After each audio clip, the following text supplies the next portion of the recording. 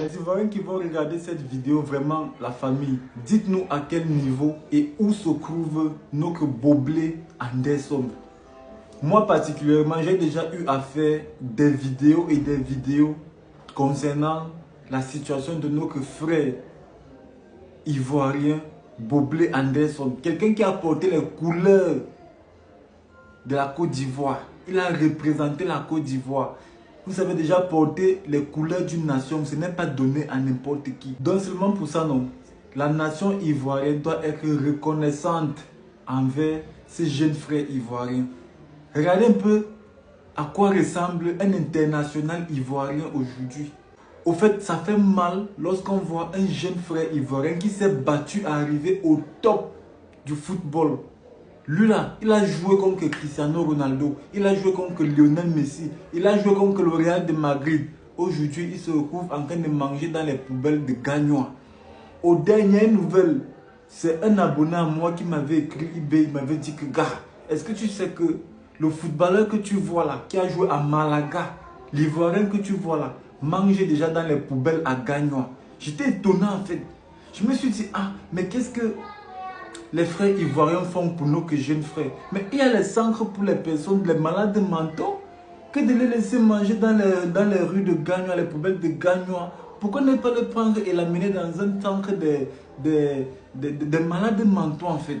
Seulement pour le fait qu'il a représenté la Côte d'Ivoire à l'international. Il ne doit pas vivre ainsi. Même s'il a perdu ses facultés mentales là, il doit vivre au moins dans un centre de malades mentaux. Au moins, qu'est-ce que les Didier Drogba font? Vieux père Didier Drogba. Qu'est-ce que les Yaya Touré font? Vieux père Yaya Touré. Qu'est-ce que les Kolo Touré font pour nos jeunes frères ivoiriens? Vraiment, ça fait mal de voir quelqu'un qui était au top se retrouver à zéro. Ça fait tellement mal. Moi, en tant que Camerounais, moi, en tant qu'ex-footballeur, moi, c'est un gars que j'admire beaucoup. Moi-même, avec ma petite carrière de footballeur que j'ai eue, j'ai rêvé jouer au niveau où il est arrivé, mais moi, je n'ai pas pu.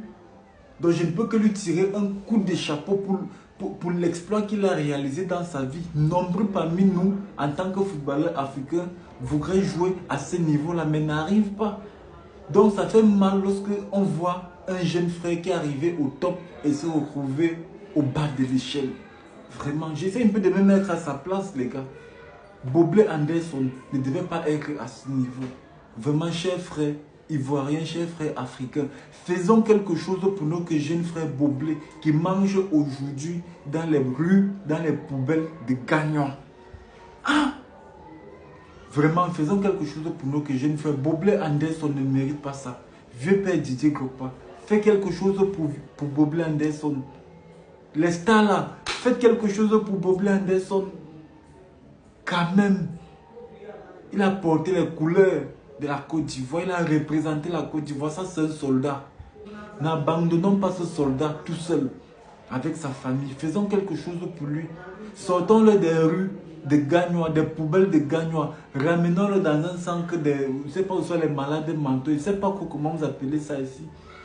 Chez nous au Cameroun, on appelle ça comment au Cameroun là même. Chez nous, les personnes qui ont perdu la tête, on les amène au centre Jameau. Chez nous, c'est au centre Jameau qu'on les recouvre souvent.